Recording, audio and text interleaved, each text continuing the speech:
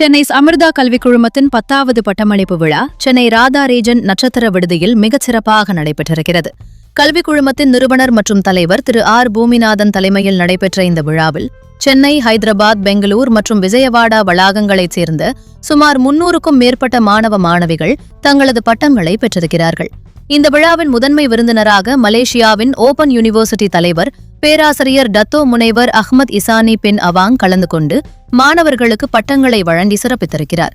அவரோடு மலேசிய நாட்டின் முக்கிய கல்வி நிறுவனங்களின் உயர் அதிகாரிகளும் இந்த விழாவில் பங்கேற்றனர்.